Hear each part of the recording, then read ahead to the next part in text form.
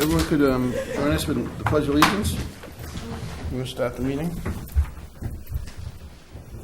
Pledge allegiance to the flag of the United States of America and to the republic for which it stands, one nation, under God, indivisible, with liberty and justice for all. Thank you. Do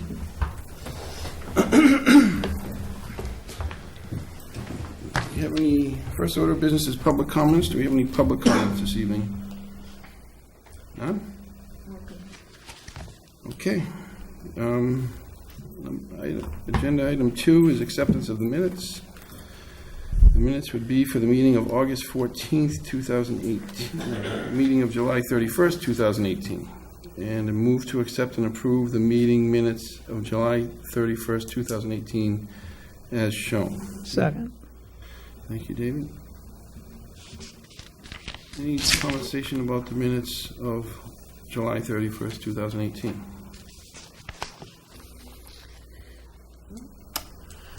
All those in favor of accepting? Okay. Number 3 is correspondences, and I make a motion that we move to accept the list of 10 correspondence items, A through J, as presented. For a second. Second? Thank you. Discussion on the 10 correspondence items. Is there any? Go ahead. Somebody else? Go ahead. No, go ahead. Yeah, Go ahead. it echoed. I just had a quick question about the Mass Office of Disability Program application, the ADA grants. Are we pursuing that, or is that something? We are. We just received that, and we, you may have seen the draft transition plan a few weeks back. Yep. The application deadline, I believe, is in October for that, and from the transition plan, we're going to be applying for appropriate capital improvements. Perfect. Excellent. Thank you. My only comment was going to be, it's too bad we didn't get the CDBG grant, but my understanding from reading what was provided to us is that we will get some feedback and learn about how we might be able to improve our application and go for it. Maybe the third time's the charm. That's the plan. Okay, now you have to say CDBG 10 times. Yeah. Fast. No. No? Okay. I hope everybody with a home garden is going to join the NDAR tomato contest. I'm thinking about it. I got a few. I don't know. Anybody else? Any comments on those 10? All right. All those in favor of accepting? Okay. Do you have a question? No, I didn't have a question. I just wanted to thank the Economic Development Committee to putting together their paper on the their viability study. Sorry. Consent agenda. Move to accept and approve the list of 5 consent agenda items A through E as presented. For a second. Second?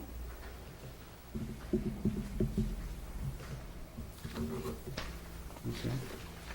Any conversation, discussion about those 5 One items? comment, just, I thought, and this goes back a couple years maybe, I thought we had given on block parties the authority to the administration unless it's a new one first year around, and this one appears to be one that was canceled and rescheduled, which presumably means we had already approved it, so it didn't necessarily need to go through that stage, unless the board wants to change that.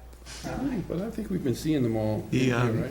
the new town administrator wants to see them? wants to err on the side of caution while he gets Okay, the lay of the land that's around fine. here. Okay. I think we saw a bunch of them already this year anyways. Friday, maybe we saw Not new ones, we saw old ones. Sarah Lane, we I mean- saw Sarah Lane, that's an old one. We saw the one, Brooks. yeah, That's one every year. most of the ones we saw were old ones, but it doesn't matter. I just don't want to block up slow up the process for the people who might be We planning. still have to sign them though, don't we? We still sign Not them. if the authority goes to the town It administrator. was given to Kevin Sweet in the past for repeats. All right. I have a question about the Christmas parade. I don't think anyone's here who knows anything about it. I was wondering, if maybe Becky does. It seems like it's a week later this year than it was. Is that true? It potentially is. Greg Hill and the Police Association, Fire Association, they're trying to line it up so Jingle All the Way is earlier in the day, and that event is the second phase of the night, so they want to have it on the same Okay. date kind of thing. Is that, so it's not the 1st, it would be the 8th? No, so the 8th, the 7th and 8th, I think, is the telethon also, that weekend of the telethon as well. Oh, Oh, the telethon the would be over on, It would be over Sunday morning, yeah. so, or like noon time. that will affect I crowd. think, like I said, I haven't, that's typically that second It weekend. will affect the so- band for certain. So, but Thank you just, for just bringing that something What's, to know. Certainly affect the availability of the high school band. They'd be sleepy. Well, they wouldn't be able to participate, most of them, if they're working on WAVM and. No, because it would be the next day, it would be Sunday, Yeah, but so. if they It finish Oh, it's it- Sunday would night. be Sunday if you night. finish. It's the 9th. I'm But they thinking finished, they would Saturday. finish the 9th. They would be finished at noon on the 9th, yeah. Oh, I'm sorry, I'm thinking that the 8th is You're a a Saturday. tired bunch of marchers. The Simmons Joe, the one that's usually on Saturday. Okay, yeah. Okay.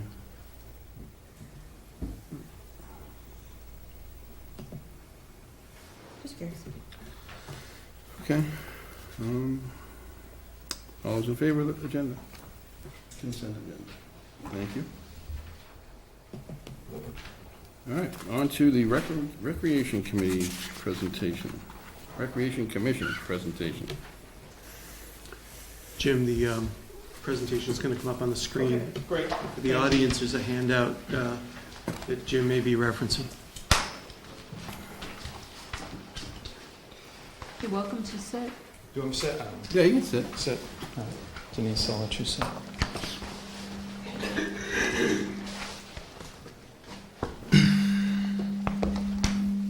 Reverb. Good. Hello, everybody. How are you? How are you? Myself and Denise and Steve and Barry may be showing up as well. Are here representing the Recreation Commission. We are here to get permission to add a part-time staff to our to essentially run the recreation basketball program. The current. Oh, I'm doing this. Huh?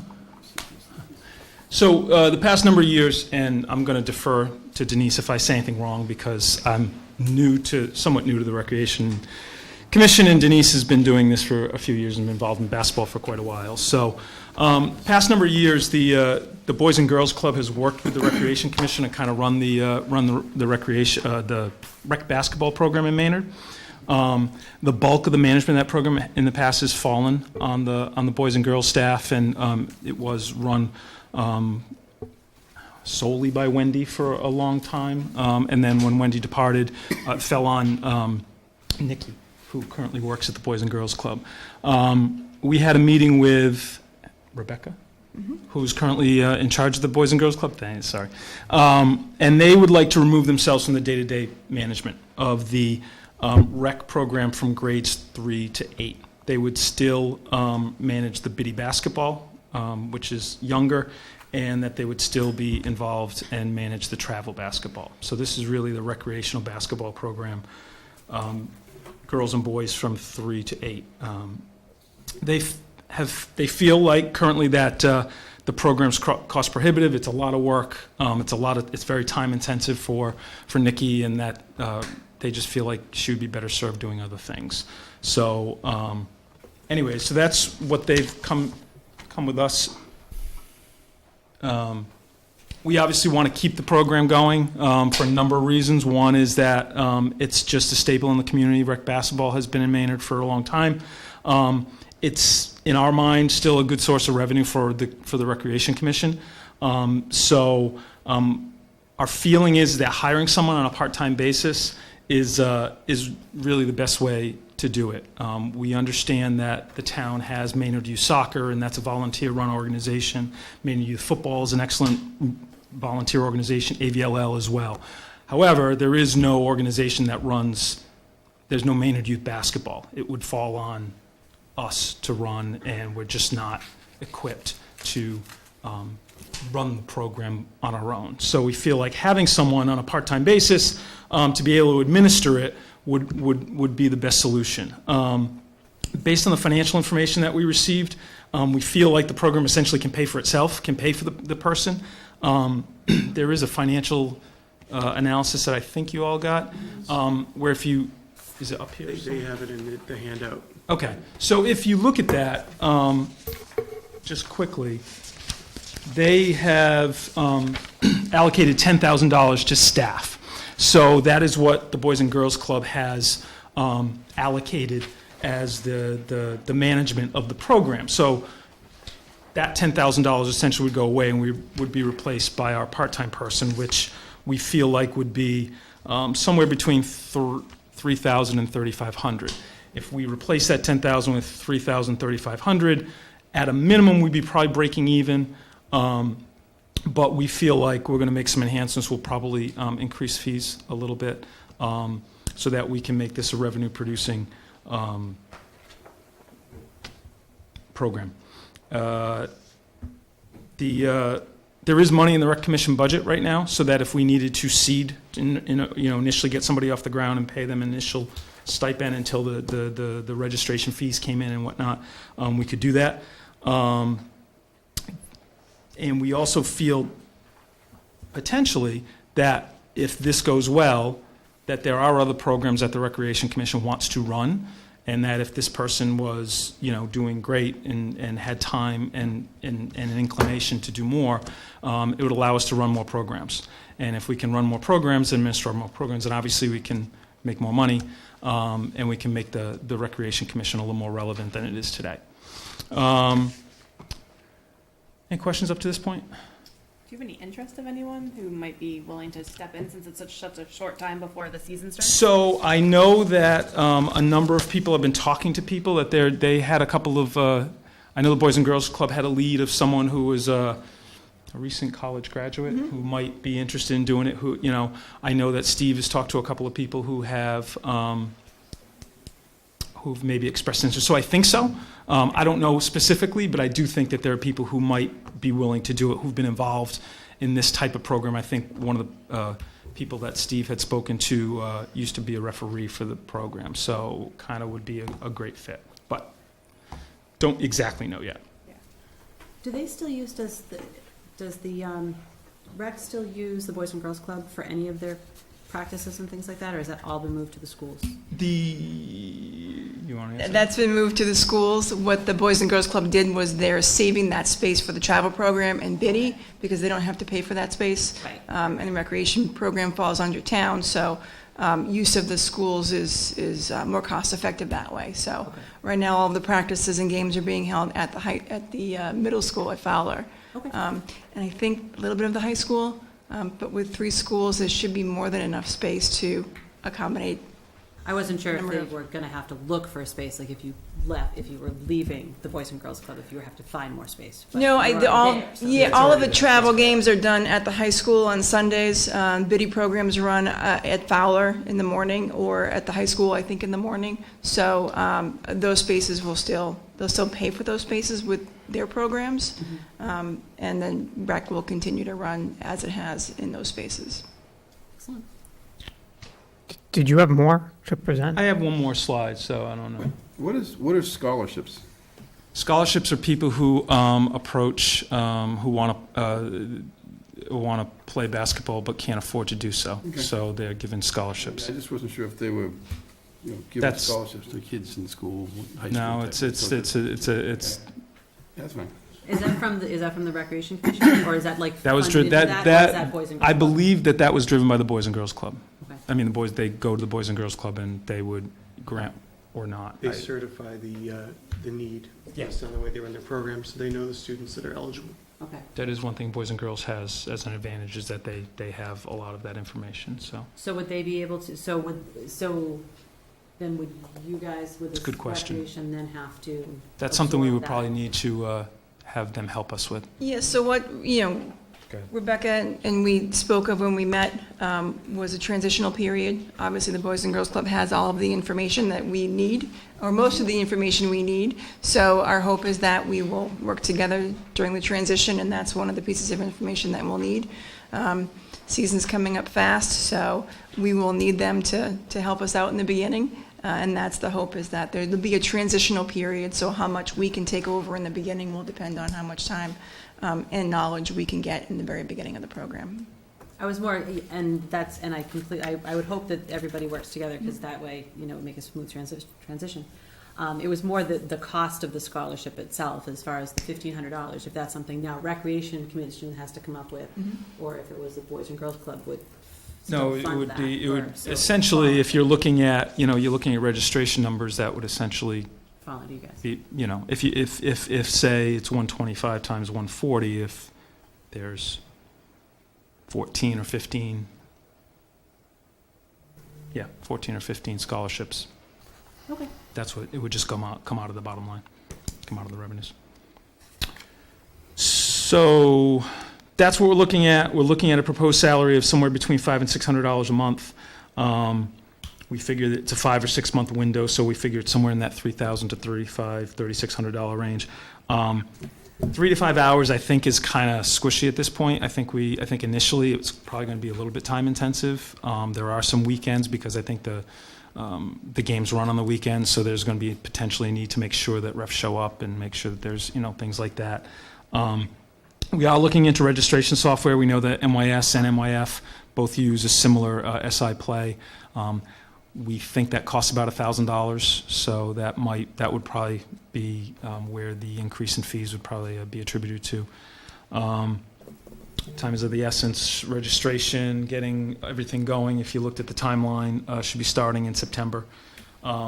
If we can't hire somebody, then we're either going to hope that they'll be willing to kind of run it for one more season while we continue to look for someone. If we can't hire someone, then we would have to run it ourselves, or discontinue the program.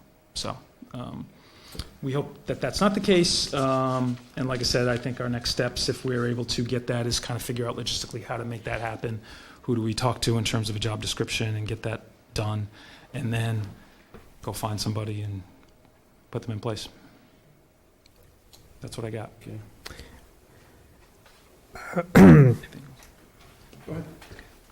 My first question was the one that Chris asked.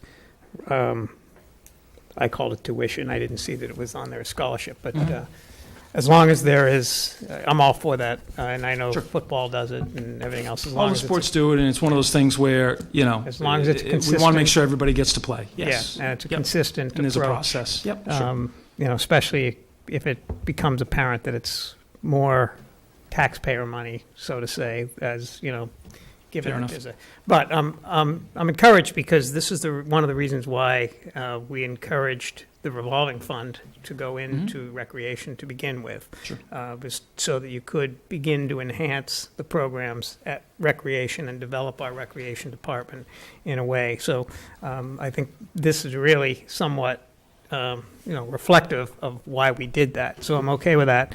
My one concern about hiring people would be impact on our budget. It doesn't appear that there will be any impact on our budget, other than what we already have Right. expect to The pay. hope is that the program would pay, That it will be self-sustaining. Self-sustaining, yeah.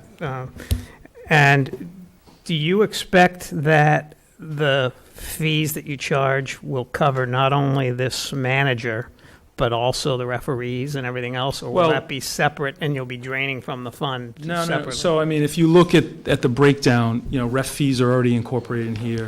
The gym fees are already incorporated in here. So, Go into here, What's the breakdown? go into the Yeah. breakdown. Agenda item. Open the agenda item, and it's in there. You don't have it? Yeah. Don't have it. So, There's one I didn't get, Becky. This is, So, magical so computer I have one. budget came from the Boys and Girls Club. So Right. this is their history of how they've been paying for things and what the budget was based Yeah. on. so if you see, the total cost they have is $21,260.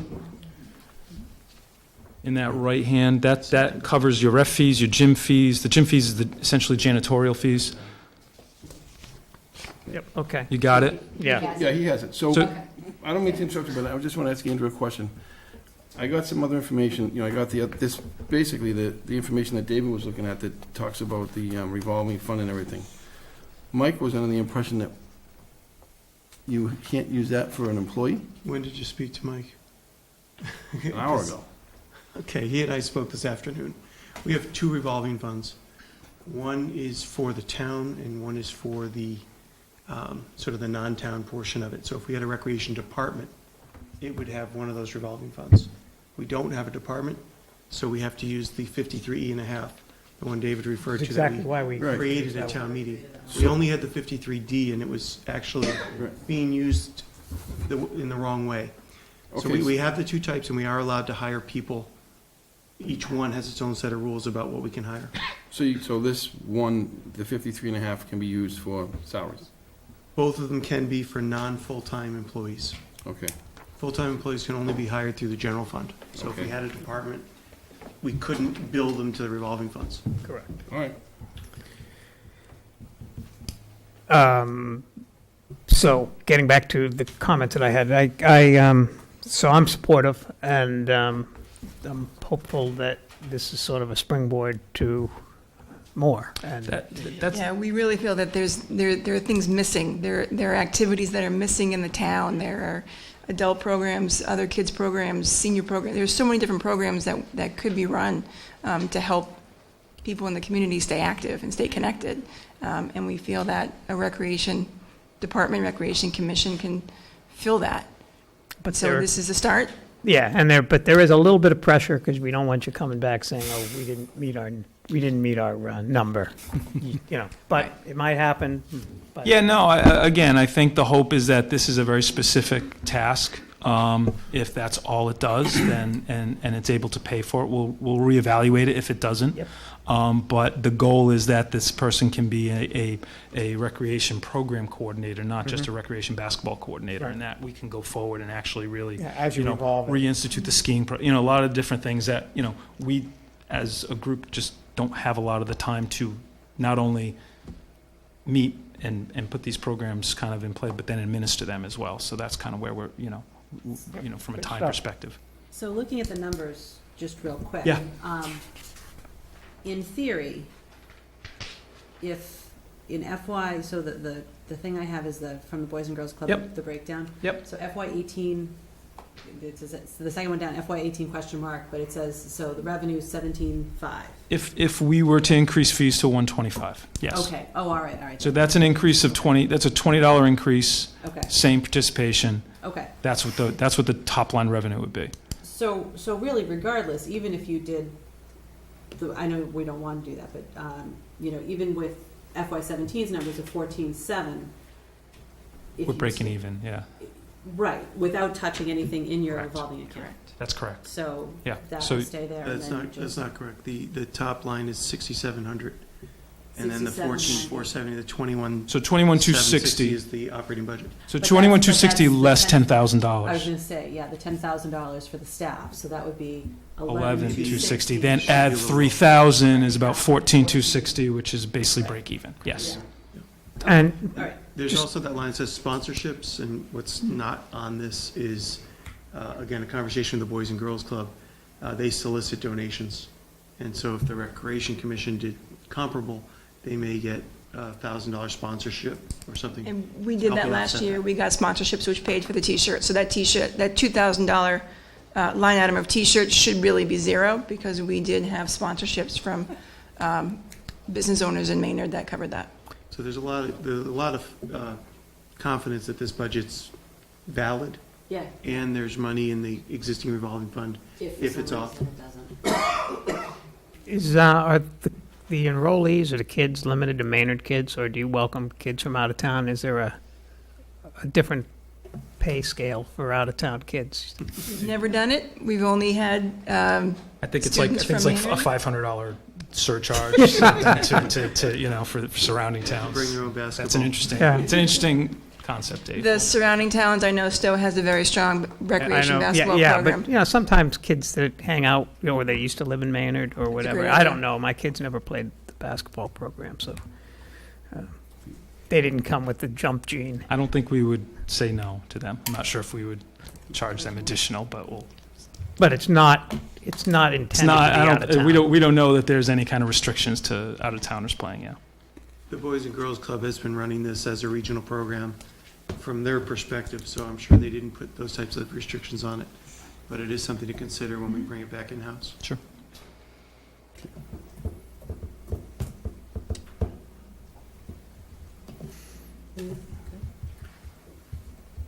So they're really looking for permission to hire. The TA can grant it for part-time positions, but it's enough of a program, enough visibility that we want to make sure the board's in support of it. Do we need to like make a motion and vote, or can we just all kind of go down the line? I think a motion would be appropriate here. We didn't put it in the agenda, but Okay. Mr. Pencil? You ready? I'll make a motion that we approve the part-time Recreation Commission position for the Recreation Basketball Program for 2018, 2019 basketball season. Mhm. Second. Second by David. All in favor? Thank you. Thank you. Good luck. Good luck. Next steps, you, to you. call me tomorrow. Sounds good. Thank you, everybody. Thanks. Okay, you. good luck. Thank you. Thanks for coming, Steve. He was great, wasn't he? Yeah, it was. Fantastic. That's closer right That was the there. closer. Good insight. All right. Cultural Council grant. That was fun. Request the That was Board of cool. Selectmen to support a Cultural Council grant. And we move to accept and approve, move to accept and support a Cultural Council with National Endowment for the Arts grant as presented. We have a second. Second. Thank you. Okay. Good evening. Good evening. So I want to introduce you to Jerry Beck. Jerry Beck is the founder of the Revolving Museum. And the Revolving Museum specializes in art in a couple of unique ways. It does creative placemaking, it does educational art that engages students, and it does community art that really engages the community and brings them into public art projects. And Jerry and the Revolving Museum have done a number of successful projects. I think we've given you some information about them in Boston and in mill towns such as Lowell and Fitchburg. And so what we're proposing is a collaboration with Jerry between the Cultural Council and the Cultural District and him on a National Endowment for the Art grant called the Our Town Grant. And this grant is really about creative placemaking, again, and it's really about celebrating the history of a place and using sort of that creative placemaking and that history to be a successful economic driver through the arts. And so if you look at the mission of the Our Town Grant, and you look at the mission of the Revolving Museum, and you look at the mission of the Cultural District as approved by this board, they're very similar. They're very well aligned. And if you look at the skills and how these three groups look to enable those actions, that creative placemaking that I talked about, they're very complementary to each other. So we really think that this would be a strong partnership with Jerry when we're applying for this sort of grant. And so what our proposal is, it's still at a very high level, a couple components to it. One is a public art component, which would be primarily on the mill pond and would involve aquatic structures, and the other would be a water festival. And the timing of this grant, it's a 2-year grant, if we get it in this cycle, would be perfectly poised to coincide with our 150th anniversary celebrations. And so we think that if we put a strong application in now and get it, it could give those celebrations a real shot in the arm. And so what we've seen when looking at applying for it is that the well, we've gone out and we've got a number of successful partners for this grant already in town. So we've had successful talks with the property managers at the mill. They're very enthusiastic and supportive. We've had talks with ArtSpace. They're enthusiastic and supportive. It's a huge opportunity to bring visibility to artists living and working right here in town. And we've also reached out and gotten enthusiastic support from the superintendent of schools.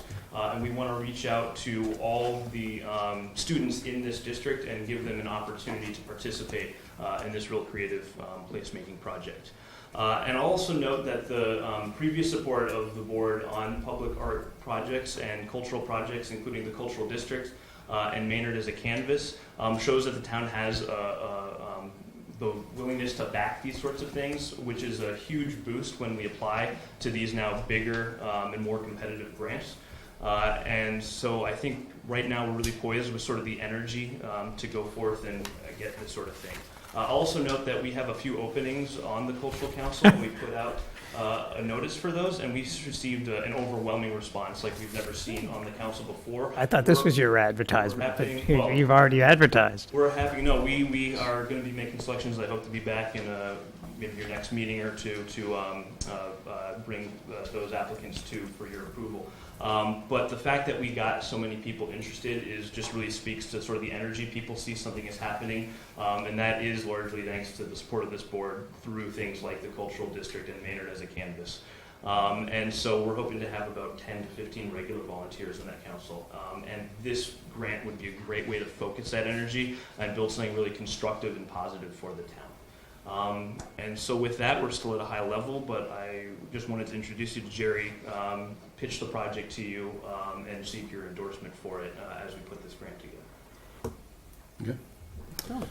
Thank you. So, Thank you, Jeff.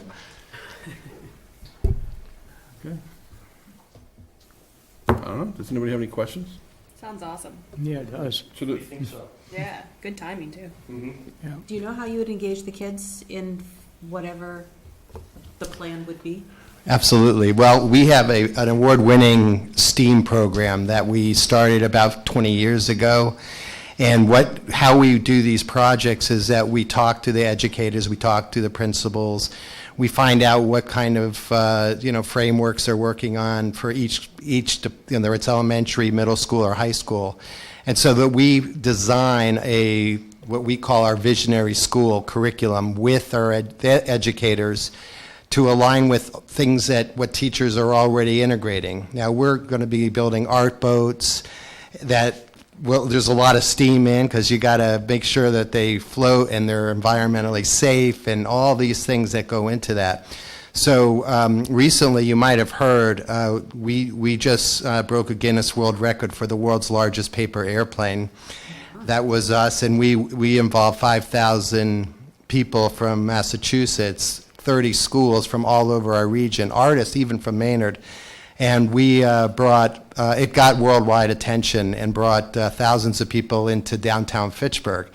And quite frankly, you're downtown, there's already a renaissance here. I just feel the energy here, and meeting with artists like Andy and his wife, Donna, who are international artists, and knowing so many of the artists over at ArtSpace. For years I've been coming into Maynard. You're poised already to just expand the potential for so much magical things to happen. And the kids, the best thing about these kids getting involvement, if it's a fun project and they're learning and they feel they can contribute to the city and they feel a sense of civic pride that they're helping out, that when you get their art outside and their friends' art and they bring their parents down and the art is strong, powerful because of the artists we work with and the educators, it's transformational. And actually, one of the kids I started working with in Boston, the first kid I worked with is true, way back in '88, is now on the board. He's my boss.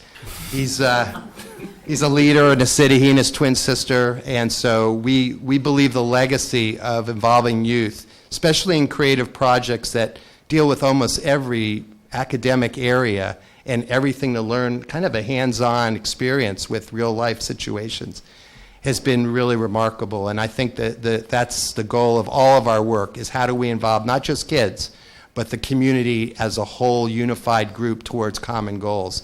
So to have a birthday and have kids, every kid in your school system involved, it should be one of the most exciting projects. And we have gotten our town grants before in Fitchburg, and it really helped kind of be a catalyst for changes in the downtown, and also the partnership part, where you want sustainable people working together, to really kind of forge ahead towards your goals. So this project embraces all that, but kids really play an important role.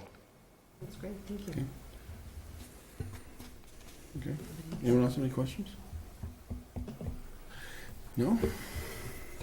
Okay, so we're just going to offer our support. If we vote, all those in favor? Thank you. Thank you. Thank you Thank so very much. Thank you. I look forward to working with you. Yeah, good luck. Thank you very much. Copy of it, or- Because they need to do electronic submissions, so they'll need to. I'm always confident about these, but we are competing with, but I think we have a good application. Right now. Excellent, all right, very good. Fingers crossed. Okay. This is a copy of the signed document. All right, thank you. Thank you very much. Good night. Number 7, Powder Mill Place. So there's two motions on here. That's right. I'm gonna delay the 2 motions to the next agenda, at least. Okay. I don't think we're ready for it yet. But, I don't know, Andrew, do you have any updates as to what you and Greg have done since the last time we spoke?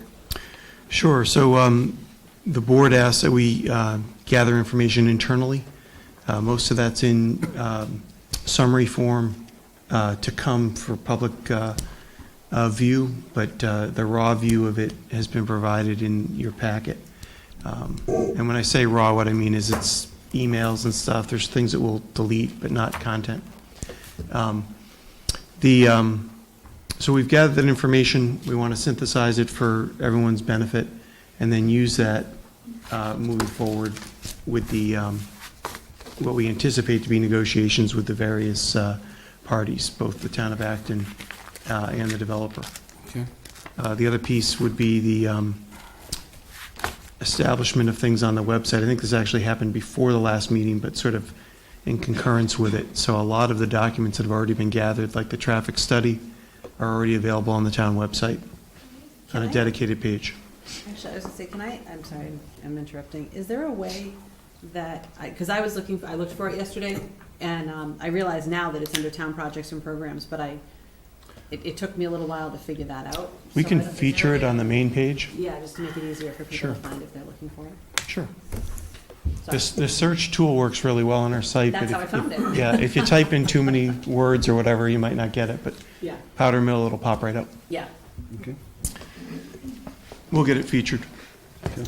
So that's what we've done so far, and Greg, the TA, is looking to start the negotiations with Acton. There's a lot of intermunicipal conversations to have, and then they're planning to start negotiations with the developer in mid to late September. So he wanted to make sure we were queued up for a similar time frame, so we weren't sort of playing leapfrog with each other. Okay. Anybody else have any other comments, questions?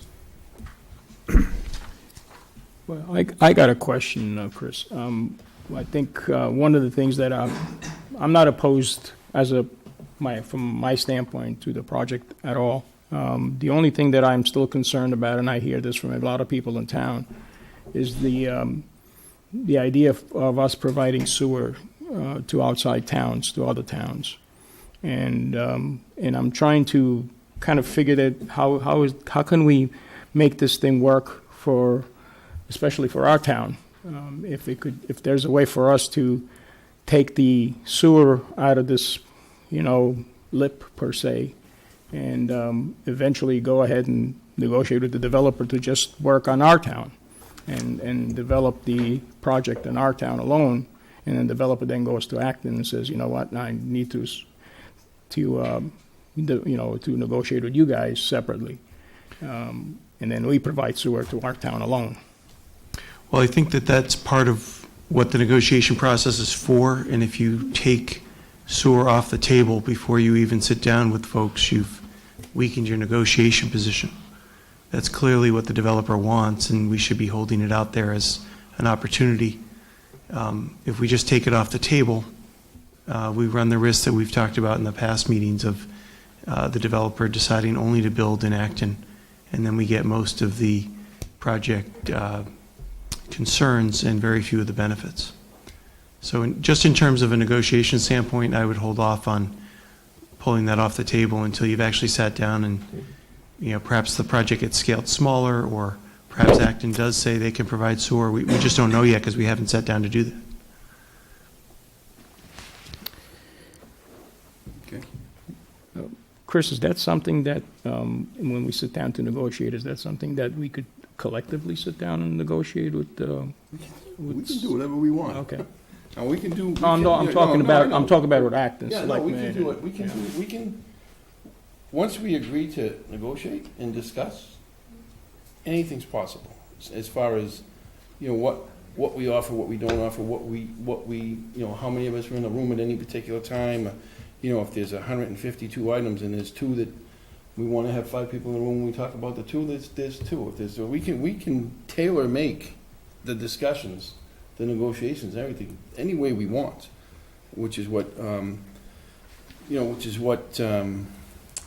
Adam Costa has said a couple times. Once you start the process, nothing is unavailable to us, and as a group. So, yeah. So from our standpoint, we're not prepared to, No, I don't think. Okay. I for one, and Melissa and I have kind of walked through this process with, Kevin and Andrew and Bill Nemser and Joel, the developers representative, just kind of, with the all of the different reports that they have in place, the impact studies and all that type of stuff. But we haven't. There's nothing that we have decided on. there's a We lot, just there's a lot but that we there's have to. There's a lot of I- questions that yeah. Melissa and I still have, even after all that time, and there's a lot of questions that everybody in town has. We're a long way from even making the slightest of decisions, I think, on behalf of Maynard. So that's where I am. That's why I say we should, push these things off until we get all the town department heads' reports, and Greg kind of breaks them down into what Greg and Andrew and whoever else breaks them down into what really is impactful to us as a community. So. And I think the department head reports only raise more questions. Yeah. Yeah, After they only getting raise those. more questions for me. I don't know if you got them. Yeah, Some of us we couldn't did, get yeah, them we today. did, yeah. That's why we'd like to Just before the meeting, synthesize so them, yeah. because they're, Yeah. So I don't think sometimes it's we're, more of a conversation to get it out. Yeah. I think we're a long way from making any type of decisions or taking any type of votes on this. And I've actually, Joel has called me and asked me what's going on, and I've told him the same thing. I said, Joel, we're a long way from sitting down again to talk about this. Now that we have the lip in hand, we have a lot of questions that have been asked and a lot of questions that aren't answered just from the town side among ourselves. So once we have those, I think, the 5 of us will have to decide how we want to move forward with him in the process. Andrew, can you explain again your rationale for why having sewer inside the lip is A negotiation beneficial tool, to the yeah. town? If it's outside of the lip, then they negotiate to get it into the lip, because they have to give us more to get us to give them something that they need. If it's inside the lip, we lose leverage, we don't gain leverage unless, explain to me where I'm missing that. So the LIP is the local initiative petition that the applicant has provided the town to say, this is the development we'd like to build. Okay? In order for them to submit that to the state for approval, because it's a 40B affordable housing project, and that's the way that the process works, then the state approves that, it comes back to our zoning board for detailed site specific things. But in order for them to bring it to the state, they need a letter of endorsement from this board. They also need one from Acton. They can't do it just with us and not from Acton. They need a letter of endorsement from both communities. In order to get that letter of endorsement, you are going to negotiate with them over things that you want. If you want them to buy you a fire truck, if you want them to build you a new high school, right? That's what the negotiation is for the impact and mitigation and offsets of a project like that. We've discussed things like the traffic, and do we want to put in sidewalks, or want to put in a turning lane on Powder Mill Road, or do we want to build more sewer pipes, right? So all sorts of ideas have been bandied about. But when you go into negotiation, you shouldn't go in there saying, you can do anything you want except this. And because then you've lost some control, because in fact, if the developer wants our sewer badly enough, they may pay us enough money to make it worthwhile and replace some of our aging sewer pipes at a cost that we could never do. That gets to my point. So we tell them it's not in the lip. It's not part of the LIP, David. It is in the It's- lip. The no, lip that was excuse me, presented, let me the finish my negotiation point. would lead to a memorandum of The agreement. lip that was presented to us last week or 2 weeks ago, I assume you read it. Yeah. Included in that, was it not, that Maynard will provide sewer to the entire project. Was that not Okay, included? but that's the developer putting his cards on the Let table, Andrew answer though. my question, please. David, that's not us, we haven't endorsed that. I understand that, but why even have it in there and tell them they can negotiate it in? You don't, We're not starting with it out. That's not how a negotiation works, though. It's not quite how the LIP works either. We can't tell him what to put in his application. We can ask him to scale it back or whatever. We could ask him to take the sewer that out. it's rejected if they include sewer right from the start. We can work. David, I completely understand your position. What I'm recommending, what I'm suggesting to this board is that if Can I we, just- sure. based on a question I was asked in the last 24 hours, I asked Attorney Costa that exact question, David, and here's what it says. To answer your other question below, yes, you can and should negotiate with the applicant before, not after you vote to endorse the LIP application. Your endorsement should be contingent upon receiving the concessions you request, usually memorialized in the form of a memorandum of agreement. And as stated above, a motion can certainly be made to ask the applicant to submit the LIP. So, yeah. I would respectfully ask that when questions are asked of council relative to projects of this nature, that the board be copied in on the response. Sure. I might consider that. But anyways, that was the Chris, question. I'm sorry, but you said I might consider that. That's- Yeah, I'll consider I think it. everybody should be copied on these rights. I mean, David emailed That's- council a few weeks ago and didn't include anyone. Well, in general, I think we should make sure that. Anyways. I asked council a question. Anyways. I want to hear. all right. I want to hear But- what I don't I've just been want- told All that I right, did all get right, that's all right, something. David, okay. I- What I think. I've had no question, I- no comments. anyways. I got a question, This board. Andrew, in regards to LIP, do they also have a LIP for Acton, or this is just one?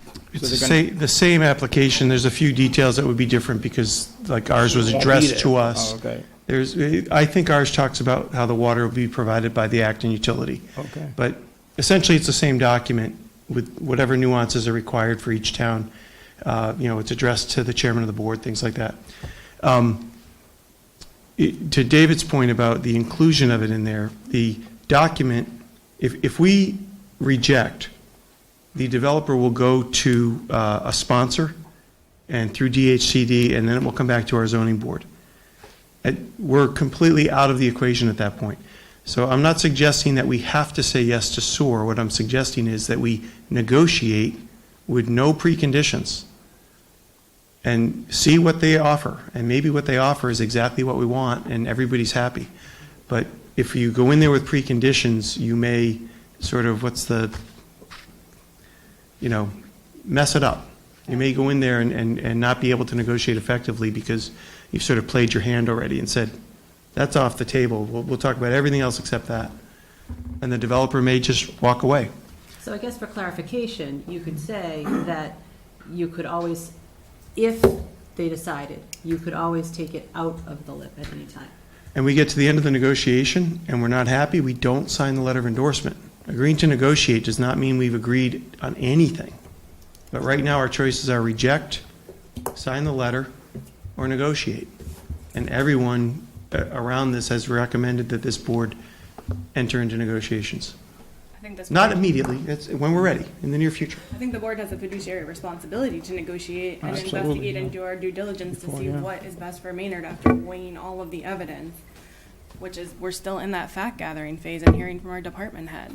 Exactly. And if I were a developer too, I mean, the LIP is putting your cards on the table and saying, this is what I want, and coming to the table with it, and it's our It job doesn't to- mean you gotta get it, right? Right, yeah, it's our job to push back, and if we took the one thing out we have as leverage in a negotiation, then the rest of the negotiations seem pretty futile. There's a piece of information that was, I think it was printed in the newspaper a few months ago, but our DPW director indicated that we had a certain capacity with our sewer system, which was based on our wastewater treatment plant and was an accurate reflection in answering the question asked. But the question wasn't asked, how old are our pipes? Can our pipes handle more flow? Is there a pump station that needs to be replaced along the way? None of those questions were asked or answered in that context. So when we look at that from the standpoint of this project, our wastewater treatment plant isn't the problem in terms of this project, or even for other development in town. But the age. getting the wastewater to the plant could be an issue, and to Melissa's point, that's what we want to explore I think that's been everyone's understanding from the outset. Understood, but that's a level of detail I just mentioned that was not necessarily in the context of what was read in the newspaper. And the DPW director certainly was not indicating that we were prepared to provide sewer to the project, simply that we had the capacity to handle that much. And can we get Stantec to do a further investigation all the way down to the pump station past where the study went? We have it all the way to the other side of the river, and that's on the website. We don't have from the other side of the river to the wastewater treatment plant, but we know that that pipe is not particularly old, and we haven't had problems with that section of town.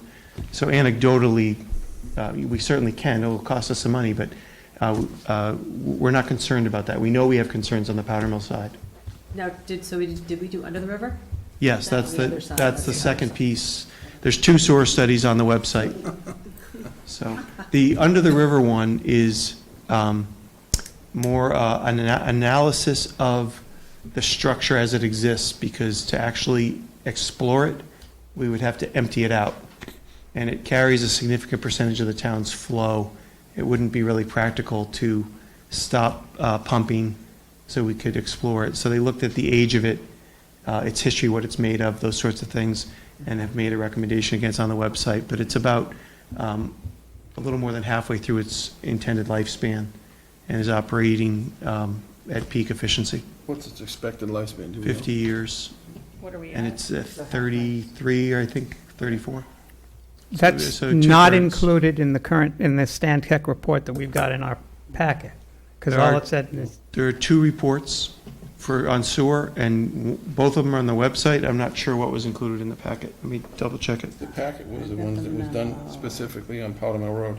packet one was from a year ago, and it specifically only, it did not, it referenced just Powder Mill Road, as Melissa indicated, just down to the pumping station. I don't know if it even The other ones addressed. from the previous meeting when it was provided, and then we put it on the website, but I'll make sure that you guys get it directly. Is that one? This one here. Drains? Yeah, I think that's really based on Wayne's drains, isn't it? Yeah, I think it's the one with Cam, like. Yeah, The Stantec one started with Wayne Street, yeah. yeah. So Stantec did the second study as well. Okay. Does anyone have any other questions about it, or comments, or points to make about this before we move? Station. David? No, Oh, Chris, can I make a comment? it's brief. Sure. 2 minutes, maybe? 2 minutes would be nice. Okay, good. I just wanted to address. Could we have your First of all, name, sir? I'm Chuck Parchinsky from Deer Path. I just wanted to address one of the things that I know Andrew put out on the website with all the information about the Powder Mill Place project, and thanks for the transparency there. But I was looking at one of the things specifically from the Barrett Planning Group. I'm sure you're all familiar with that letter dated April 18th to Andrew. And a couple of things in that letter really got my attention when I was reading it. So I looked into it a little further, and I just wanted to bring to your attention, and maybe some of the people in the community's attention, some of the things that I became aware of. In their words, it said, in our opinion, the cost-revenue ratio for this development is tight. Is tight but realistic. So that means we're going to get, that tightness got my attention right away. So we're going to get, supposedly, according to them, $1 of revenue we're going to have to spend 89.4 cents. Correct? Everybody know that? Me know those numbers? They also later on, that was on page 2. On page 7, they said the tax revenue projection contributes to the narrow revenue surplus. Again, something else got my attention. Narrow. Okay? I thought new projects would hopefully bring new revenues to the community that we can use in other areas rather than just spending it on this project. But I probe a little further into this letter, and they have total revenue or total taxes for the project at about $264,000. Correct? Yep. And total expenses for the town at about $236,000. That's what, $28,000 difference? Okay. And then I dig a little further, and it says that's based upon 15 students going to Maynard High School, going to Maynard schools, right? And then they also have a little thing in there, the consultant puts in there, approximately $10,000 a student would be the net additional charge per student on page 7 or something like that. So I'm thinking 15 students, 81 units, 39 one-bedroom, 37 two-bedroom, 5 three-bedrooms.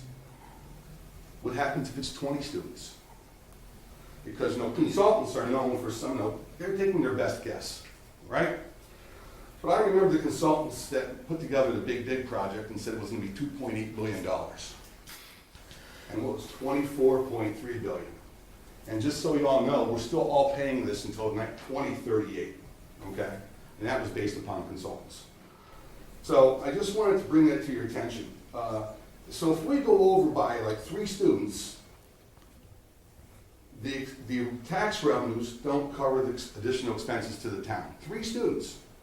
So that means me and all the rest of the taxpayers in the community are going to be forking up more money to cover for this project.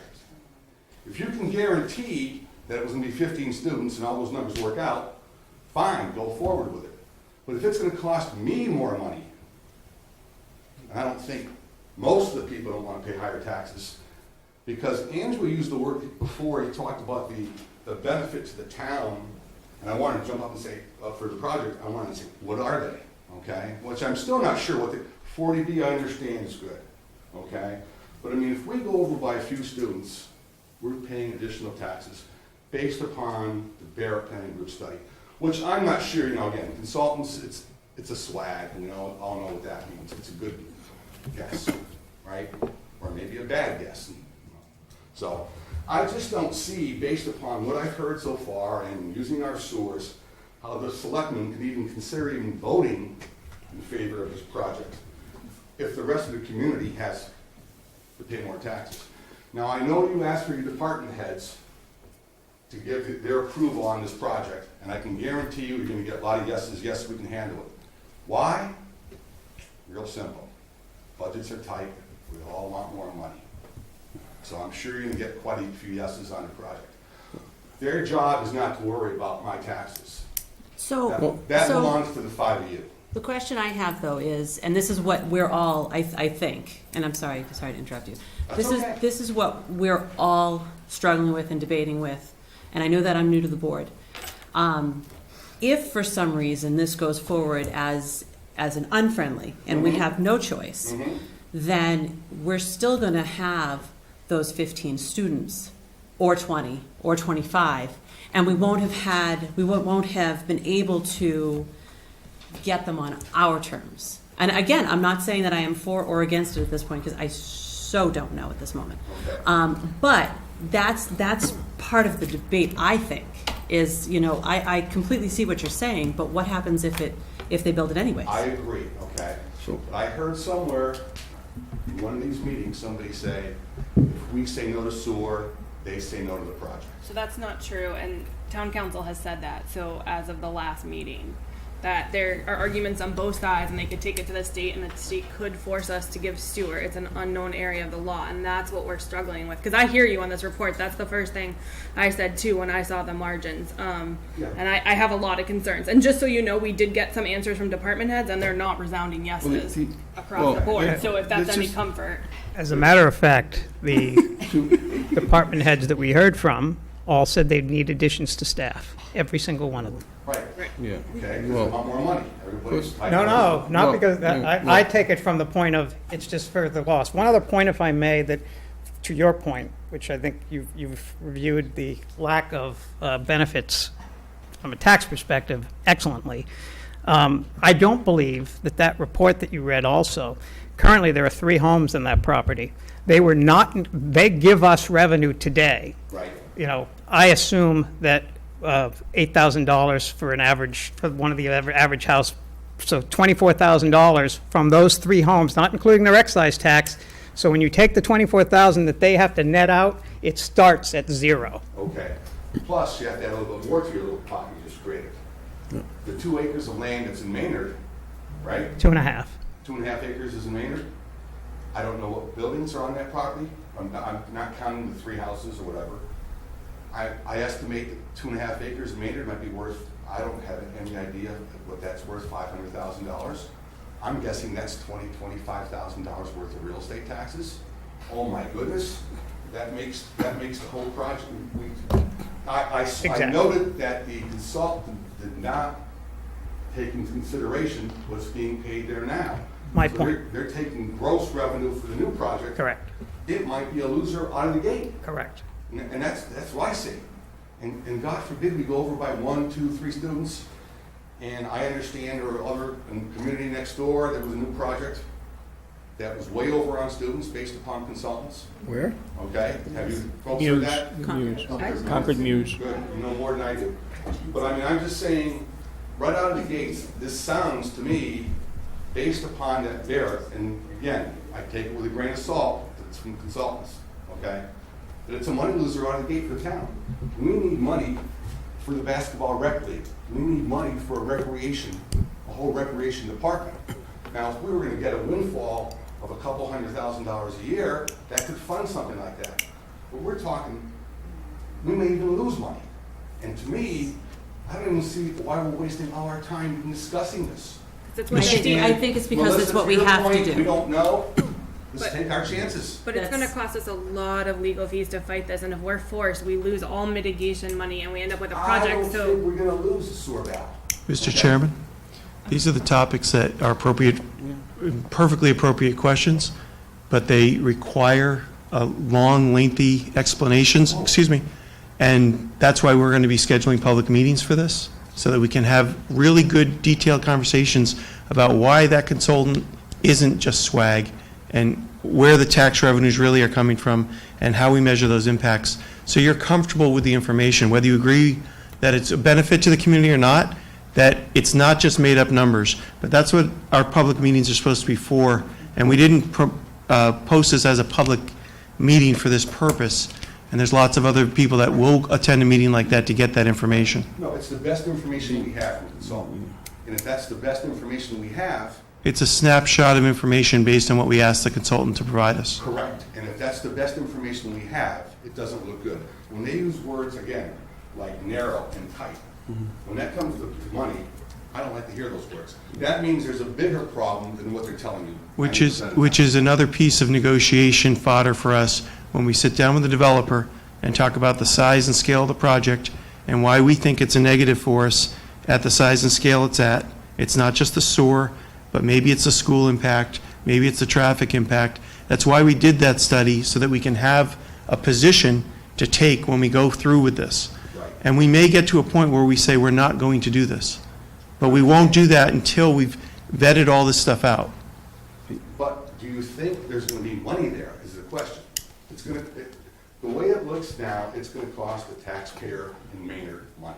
That- I don't know that it says that, but it's also, Or it's darn also, close to- it's also, it's all, not to interrupt you, but it's also a study that was done early on in this process with the developer. And there's a lot of information that is not involved, it's not in that study right now. That's an old study. It's probably 6 or 8 months old with older information. So it could change. You know, the other thing in your discussion, you talked about, we asked town department heads for approval. We did not ask anyone for approval. What we asked for was impact statements, what the impacts would be on their departments. There's a I big was difference, told. there's I a big was- difference. You know, I know that, that's why, you know, but you bespoking puts information into the public sector that may or may not be correct. So I'm just clarifying that if we didn't ask for approvals, we asked for impact statements. And then as far as, you know, number of students go and everything else, I agree with you 100%. They're just, you know, these studies, all of them, by 129 Parker, the Muse, this project, 129 Acton, all these projects that are around us are using a Rutgers University study from 1973, or some crazy time frame, right? So, you know, you know, not, I understand exactly what you're saying, and that's why we're not ready to do anything. But the other thing is, you know, so on 129 Acton Street, they told us we'd have 6 students. We didn't get any, so we saved 6 there. So, I mean, it's, you know, it's who knows how it's gonna go. But 129 Acton had more of a positive effect as far as revenue. No, I understand that. I'm just saying, for instance, they said we would have 6, we got 0, so just, you know, that's a difference. So who knows where the numbers are, but that study in particular, there were a lot of questions from the town side and from the developer side that we both questioned. On their study, you mean? Yes. Okay. Right? Would you agree? We both had a lot of concerns about the numbers in the study and some of the information used in her study, and she didn't address certain other impacts, economic impacts and other such things. So that has to be redone, before we get to the point where we're gonna sit and, make votes and take votes and stuff, so, your point is well taken. No one's gonna argue with what you read, because it's there in black and white, but there are just a bunch of different things that surround it that we still have to address. Okay. I'm understanding that. I just can't see it being a big enough swing based upon, even if it was off by 20%, okay? We don't know how many students it's going to be 2, 3, 4, 5 years. Those are the things that concern me, and that's what's going to affect the taxpayers. You And if agree? you want to, hey, I'll spend more time on that. 10 No, minutes no, and no, talk no, about no, it. no, no. We can have some fun. We do another time, we do another time. 2 minutes is up. I'm sorry, I was 5. Listen, we gotta talk about marijuana tonight, this is important. We've got a couple of people. Yes, Can I just ask a question? absolutely. Procedures of Marilyn Messenger from Deerfield, and zoning board of appeals, and I'm not speaking on behalf of either one of those Okay. groups. I just have a question about the sewer. Let's say you guys make a deal and everybody thinks it's great and we're all happy, you're all happy, Acton's happy, developers are thrilled with that. Do the people of Maynard get to have anything to say about whether Acton gets to use our sewer or not? Would that be a special town meeting? Or do the selectmen have the authority to negotiate it away for us? The Water and Sewer Commissioners can enter into an intermunicipal agreement to allow that to happen. So the people of Maynard will not have any input in it? No, because we talked about Different it. question. We will provide a forum for, questions just like we just had in your question. So we're not gonna make those types of decisions without input from the town. Absolutely will not. Theoretically, It's not a formal vote or anything. Theoretically, the water Basically, can- our sewer rates can just keep going into eternity while we, under the guise of providing affordable I hope not, because we all have to pay them too. Less affordable for those who No. Theoretically, the water and sewer commissioners could ask for a vote if the water and sewer commissioners thought that was in the best interest of the community. So they could And I think that's a great idea. meeting Yeah. to do that? I theoretically, the water and sewer commissioners can ask for a town meeting vote on that issue, whether or not to sell water to Acton. I think it's a great idea. But a town meeting vote is not required. No. Not required. I do have one question to Andrew or Melissa. Your name, Earlier, please, your name? I'm sorry, Tish Keith, Maple Street. You had said that, some state board could overturn Maynard turning this down. Has that ever happened? So it has. This whole sewer thing, though, is new. Town council 2 weeks ago had said he couldn't find much of a precedent for it, and it was kind of new territory. So he really just preferred that there would be arguments on both sides, and there's arguments for them forcing us to give sewer even if we don't want to, and there's arguments for them to uphold our decision if we choose not to. So it's a bit of a roll of a dice if we take it to that level with legal fees incurred, which is why we're being so cautious as a board to really do our due diligence and engage in negotiations. None of us have made decisions or are pro this project in any way right now. We just don't want to see it happening, even if we say no. One more quick question. Do you know what percentage of the 40B units Maynard would get? Because we're not going to get a decent amount of them for providing the sewer, which I think is a pretty substantial request. Why are we doing it? So the way it works with rental properties is if at least 25% of the units are rented at an affordable rate, and the numbers are dictated by the state, we get credit for 100% of those units. And that's because some of the units that are at market rate are considered to be below what the full market might be if there were no affordables in the project. So the state gives us full consideration for that. The current LIP has 74 units in Maynard. I know the financial impact and some other documents say 81, that was an earlier version, but we would get credit for 74 units. One additional question. Yes, sir. Bill Freeman, your path. Mr. Chairman, you had mentioned in your earlier assessment talking about needing a long time to do your research and assessment, and I think that also included meeting with the department head. Can you define what you mean by long? Are you talking weeks, months to do that research? I don't know that I said a long time. We've been dealing with it for a long time, but I don't know that However long it takes, I have no idea. We're waiting for the department heads to gather up their information. I would think, not months, not 2 weeks, 3 weeks, 4 weeks, but probably not 2, 3, 4 months either, I don't know how long the, at some point, the developer's gonna ask us to either make a decision, or he's gonna go and do something different, so, and I don't know what that point is, whether it's a time thing, whether it's a, where are we on the issues type of thing, but, Is there a state timeline that we have to respond back to with our No, the only time strict timelines and guidelines come in, if he takes it out of a lip and goes into a unfriendly 40B situation, then there's time limits as to when the town has to reply to certain things or respond to certain things, but we don't have a time limit, no. I think that's why, we asked that question at the last meeting with the town attorney, because we were concerned about that, because we don't want to rush this process. But I think my understanding was, as long as we're moving forward, if we can show that we are progressing in some way, we're not stalling, we're just doing our due diligence to make sure that this would be either the right or the wrong decision for the town. So, Thank you for the clarification. Hey, Chris, I got a question.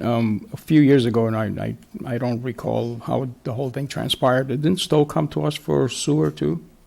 Or was it something different? They did. And when was that something that the town voted on, or how did? At the time, the law was different. At the okay. time, yes, the town voted on that, and the town voted no to give Stowe sewer. There was, town meeting voted no. Okay. We are providing sewer to several residential and one commercial business in Stowe and in Acton. But when town meeting has had an opportunity to vote on providing sewer to an out-of-town entity, they voted no. The residents voted no. I think that was under the time when there was a separate water and sewer commission before the laws that are there now.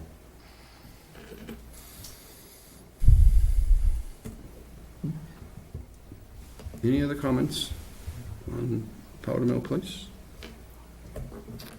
All right. So we'll get the rest of those things, and when Greg, you guys get the rest of the department head things and put them into a format, we'll see them. And That's right. Greg didn't want to post it until he had a chance to read them, so you probably won't be online until Monday of next week. okay, absolutely. all right. We're on to marijuana regulations. So similar to the previous one, town administrator's looking for the board to move on approving of regulations that you've seen and are included in the packet, and to move forward with allowing for negotiation with the applicants. Well, they're not really applicants, but the people who are interested in becoming applicants. Okay. So, Can he move forward with doing that when we don't have the regulations finalized? Or is that what you want us to do tonight, They is to should- finalize the regulations? the changes that we suggested last week They made the changes. They That, did are make should be in Yeah, Yeah. the documents that say revisions, so. they're all highlighted. Our they're all changes that we highlighted. put into place should be incorporated into those documents. So those two Yeah. documents Yeah. should be ready for us to vote on them. The Word versions show the highlighted changes because you guys had asked to be able to see them, and then the PDFs just show the finals. That's what the difference. Right. Mm-hmm. So, And there's two sets, one for retail and one for non-retail establishments. So the answer to the question, though, is we can start negotiating a host community agreement without the rules and regulations being completely final. But there's possibly a little bit of what the rules and regulations allow that might affect the negotiations. They're actually fairly separate, so it's not really a barrier to starting that process as well. Setting the fees for the licensing would be important, and we're recommending that you consider something along the lines of what we do with alcohol. And then the Board of Health will set their own fee for their inspectional work. And then the TA is recommending that the board adopt the 3%, which is the maximum impact fee. Now, the Finance Committee was actually asking last night, I happened to go to the Finance Committee last night, and they were asking whether or not the license fee would be included in that 3% impact fee, or is that in addition to the 3%? It's in addition. Yeah, they're completely separate. 3% is just gross sales, that's strictly sales versus similar to what we have with alcohol, where it's a separate, completely separate. So on the alcohol side, we don't have an impact fee. So imagine that we didn't have it here. We would just be looking at that, Just like getting $2,000 to open up an establishment like we do with alcohol. The impact fee is by the state law based on gross sales, and there's a difficulty there in setting it because we don't know what the gross sales are yet. So the recommendation coming back from the attorney is to ask them for estimates of what they think their sales are going to be, collect 1 month or a quarter of that for the year up front, and then on some regular basis, monthly or quarterly, do a reconciliation. And so that when we actually see what their sales are, we're actually getting the right amount in a timely fashion and not chasing them after the fact.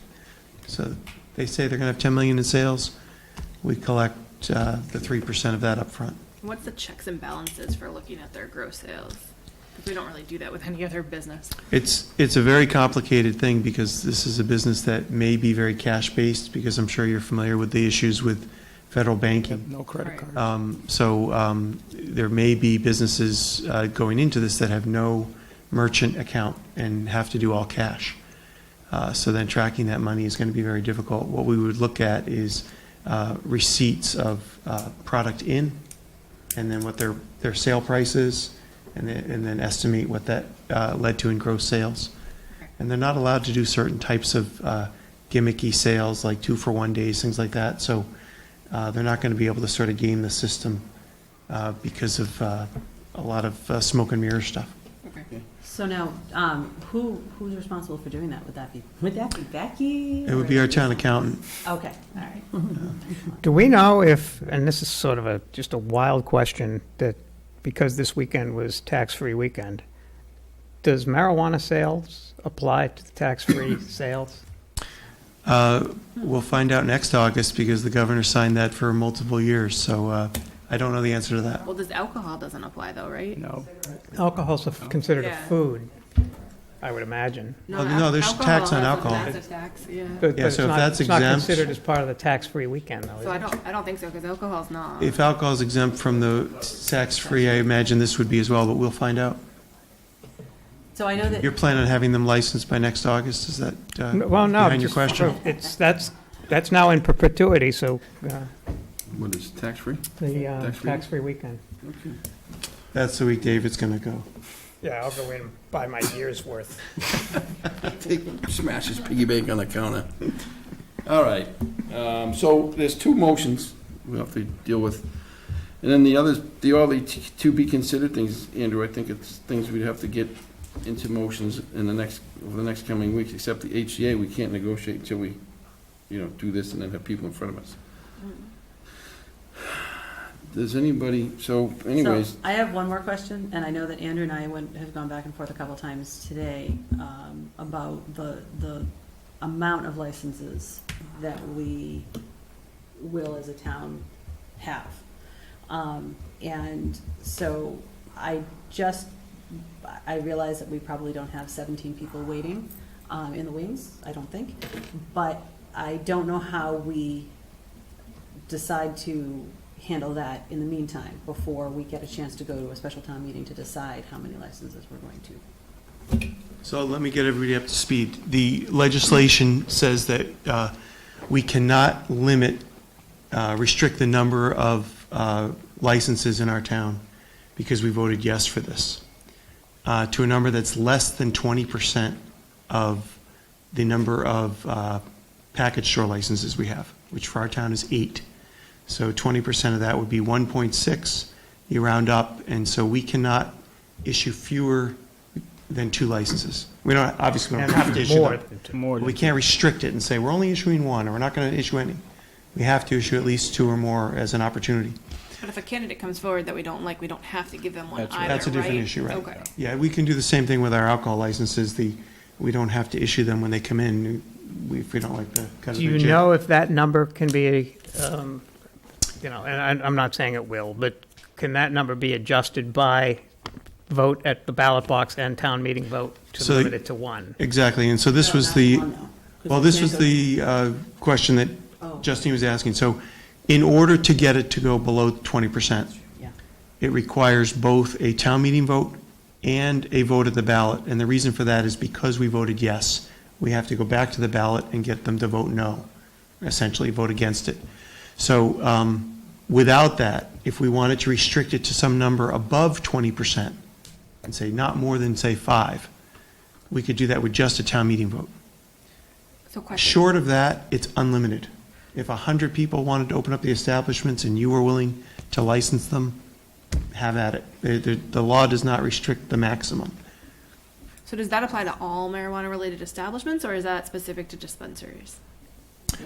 This is the retail, Okay, and there'll be, it may include the cultivators. okay. But there's a testing facilities and stuff. There's other things that would be outside the limit. Okay. Because they're sort of, it would be like a brewery.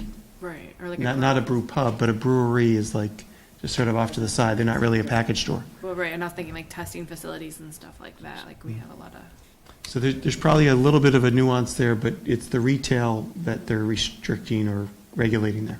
okay. So theoretically, we could go to town meeting in October or May, or whatever, and propose a bylaw that would limit, and the maximum most we could limit it to is, could we limit it to 1?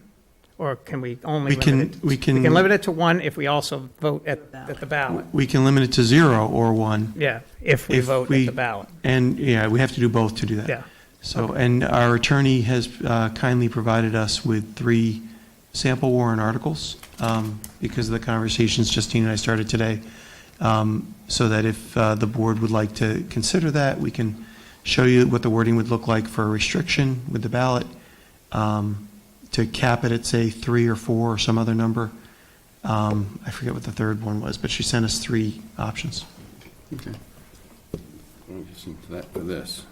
All right. So, 2 motions.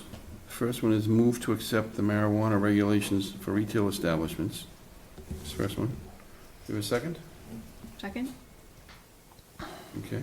Would anybody like to discuss this further? Sorry, I discussed before the motion. I was going to point it out, but you knew. It looked like all the You let it changes go. were in there. All right, so. Sorry about that. All right, so is there any further discussion on the retail establishment regulations that's presented by town council? All those in favor? None opposed? All right. Okay, the second motion is that we move to accept the marijuana regulations for non-retail establishments. Do you have a second? Second? Thank you. Is there any further discussion on non-retail establishments as presented by town council? No?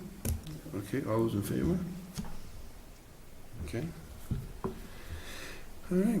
So we'll have the other discussions on license fee and the impact fee at a later date. Yeah, I think tonight you're seeing for the first time the TA's recommendation on that, and it's essentially close to the midpoint of what we charge for package stores and restaurants and beer and wine and all liquor. It's really the effect of the managing of the licensing. And so we see this from the perspective of this board and those involved in the licensing, like Becky Mosca, that's a fair number. The impact fee is where we're really going to see a nuance. And again, the write-up in there indicates we really need to track it. The state's only given us 5 years to assess it. If the impacts are significant in those 5 years, it's likely that we'd be allowed to continue them. But we better start documenting those real impacts, those costs from day one. It'll be very tough to look back and say, oh yeah, we spent money on this, or. So that's like security, extra police, details if we Yeah. have it, or extra police, extra strain on the force, or Sure. whatever. The fire department and the police department might say, for instance, that they had this many OUIs, drug-related in the past, and here's the current trend. Or there was more property crime and they believe it's related to this, or. And we still have to figure out how to monitor OUIs too. To me, that's a huge public safety Yeah. concern, since it's not testable in the same coherent We- way that alcohol is. The police can cite somebody without taking it to a conviction, though. And so they would be able to track the number of times they were finding erratic driving or whatever. The chief can speak to this better than I. Okay. He and I have had a conversation about it. Yeah, it's very difficult for what you're saying, but Right. Criminal. not Or- for an or- assessment of Yeah. whether there's an impact. They can manage. Okay. Okay. All right, so now we're on to the schedule, the board meeting calendar, and the committee liaisons. Becky, what do we decide for our goals meeting? The 5th, was it? The 5th of September? It's on the 30th of, it's a Thursday night at the Council on Aging. The 30th? 30th I of thought it was August. September 5th initially. That's a Board of Selectmen's regular meeting. Oh, 8:30 at 6 o'clock, right? Yes. Oh, it's Saturday, 30 at 6 or night. 6:30. Oh, Was it 6 or August the 6:30? 30th? 30 is good. It's on the calendar, right? Yeah, it's, It's No, not no, on the this time calendar. isn't. No, it's not, Oh, yeah. that's no, but special in meetings. board docs, if you I look put- at board docs. Sure. I put it, August the 30th. Okay. yeah, I put it in And here. what time did I Put it in here and I left.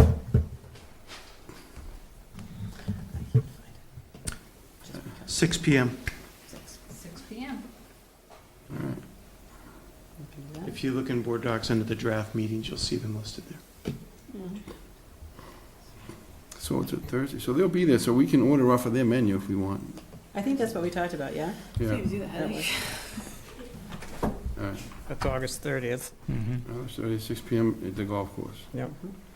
All right. 28th. September 5th. Okay. So does anyone have any concerns or conflicts with the schedule that Becky's provided here? No, I think we went over that last Yeah, I think we time. went over Yeah. the elections, how the elections play into it, and we moved some around. So. Yep. I'll make a motion, we move to accept and approve the FY 2019 Board of Selectmen meeting calendar as shown with blanket dates. Second. Thank you. All those in favor? Thank you, all. And then the liaisons, Did I miss any? On the letter that's going to the boards and committees, I was also gonna stay on as economic development with Armin. We'd both co-do it. It's on one list, but not on the letter to the boards. yeah. I was emailed about that this morning, and I added it into that second list, but Oh. I hadn't had a chance to speak to Becky. No way. Thank you. So, Okay. Oh, and actually, I think I'm on the recreation one, and it's not listed on the original list, but. Do you want a part-time job managing basketball? I know, no. She can be on I'm good. recreation. You know about it it. pays really well. Okay. Right? It's a recreation. Okay, I'll add you Yes, as amended. thank you, yep. I think that's what we talked about. Okay, anybody else have any concerns about those? Commissioners?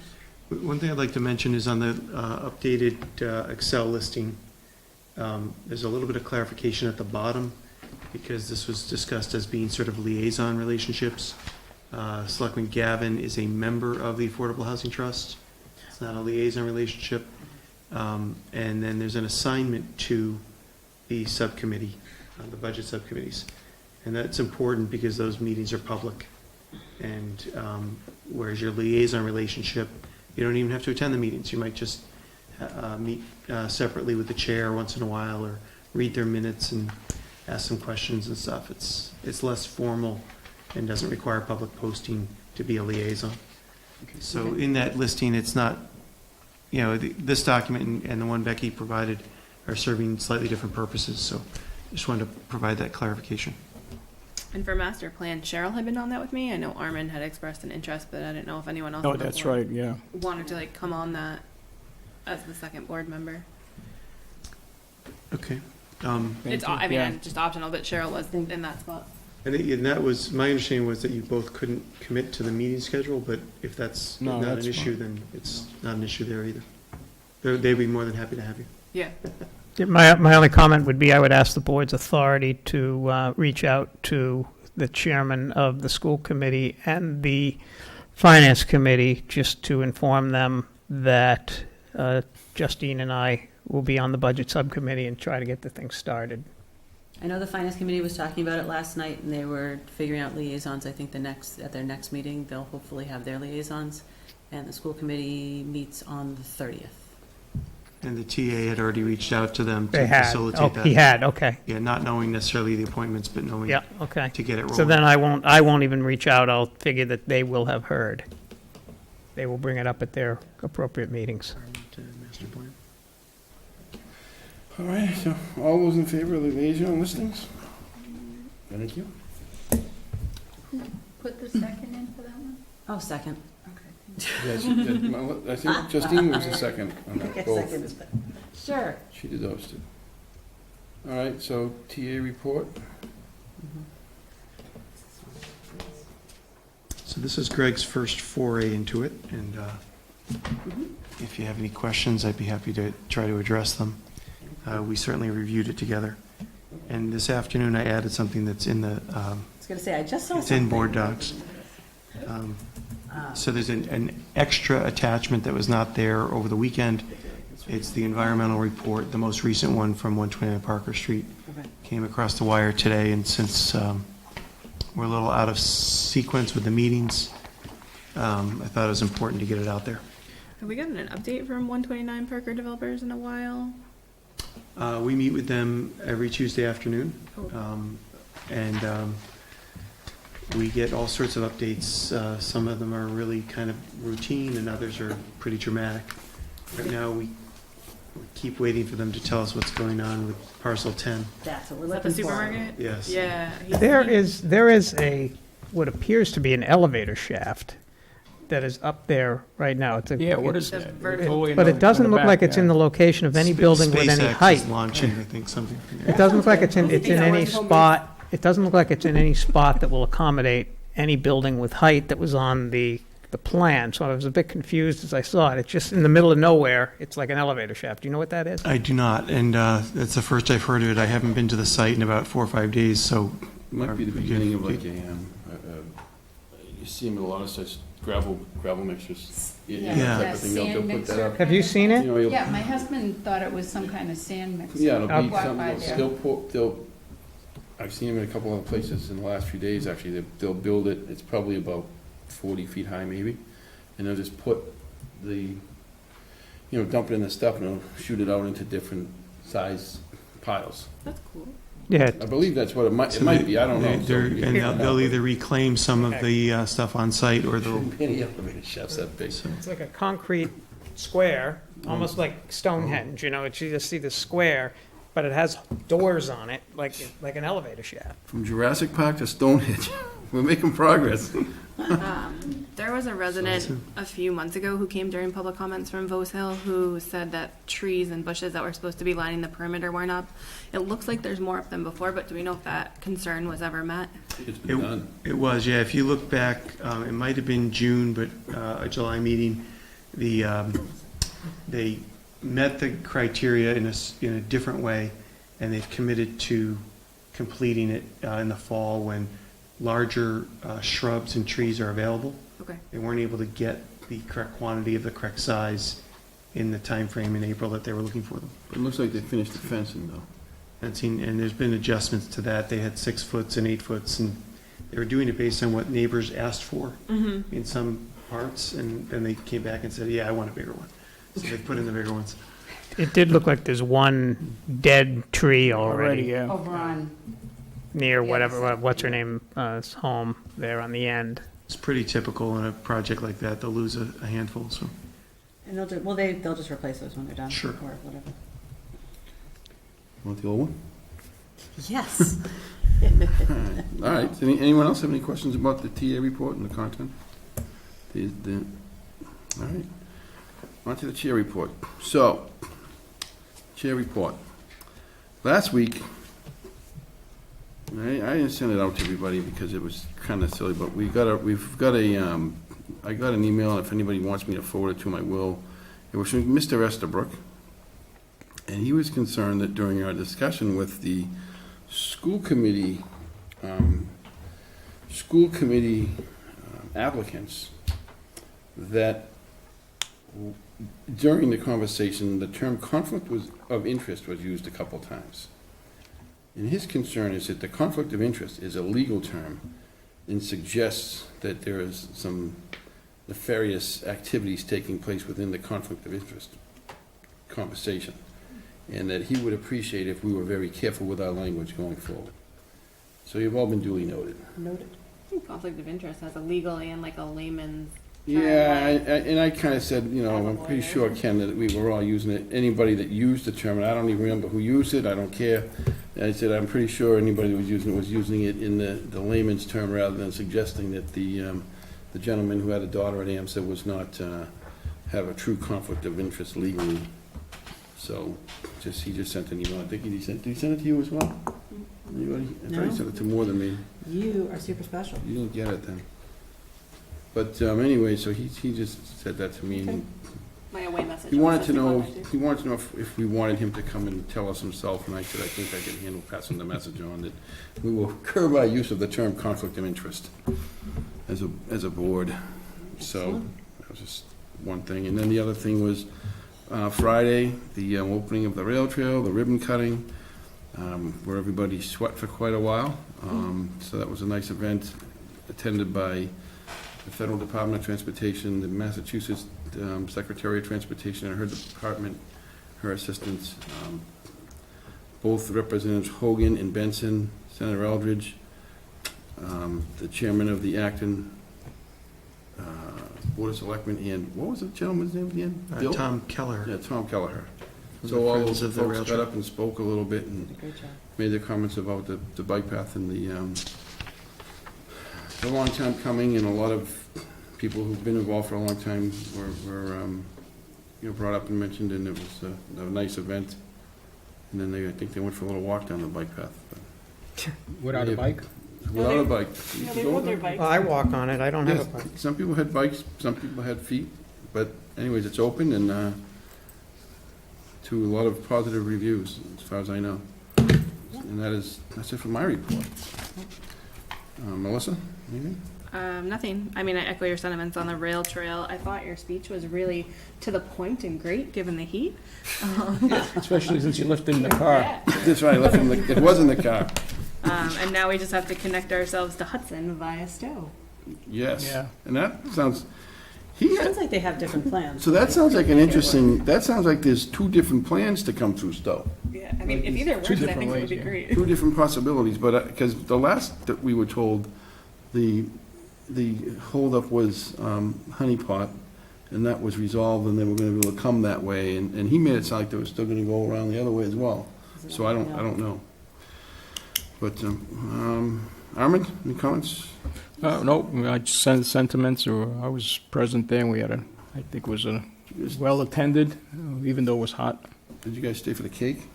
No. I didn't know. It was too hot to have cake. Yeah, that's right. Cake was melting. David? No, I don't have any, other than I regret having missed it. I was taking my daughter to a wonderful, if anybody's ever been to Marist College in Poughkeepsie, New York, it's a beautiful campus. But anyway, that's where I was. And I'm sorry I missed the grand opening. That's it. Okay. Maris, I flew with their basketball team a couple times. Excellent. Big kids. Very nice school. Very nice campus. Justine, anything? All I wanted to do is it's mentioned in the town administrator report, but I want to thank Maynard Police for running the youth academy this year again. I feel like it's always very well received, and I think it gets better every year, so I really appreciate their effort for doing over? that. Yes. Oh, last year they did a fun ceremony that we went to. Oh, really? Yeah. They didn't have one this year, did they? No, I don't think so. We didn't get invited. What, which for which? The ceremony for the camp. For the, For the police? yeah, for the Yeah. I don't know graduation. if they had a ceremony. But So there was, The sheriff had one. the sheriff. yeah, so there was two ceremonies. Maynard had their own small one, Okay. which is usually downstairs. It probably was again. And then the sheriff had one for a larger group. Out in Billerica, yeah. Yeah, so there was two different ones. They all do great jobs. Yeah, it's awful. It was. That being said, rumor has it that this evening is Miss Katie Wilkins' last meeting before she goes off to Ithaca College. Oh, congratulations. So, Katie, thank you for all your dedication to our meetings in rain and snow and other weather and other times when you may not have wanted to be here and had other places to be, but came anyway. We appreciate it, and we thank you very much, and good luck and great success at Ithaca. Anytime you want to come back and sit there and hang out, just let us know. You're welcome. What's the gentleman next to you? What's his name? Michael. Michael? Is Michael permanent? Yeah, or at least till next year when I go off to college. All right, well, We get a year to break him in. we appreciate that as well, Michael, and we'll see you all summer. All right, so with that, I make a motion to adjourn. Second. All those in favor? See you all soon. Our next meeting is the 28th. Awesome. Thank you.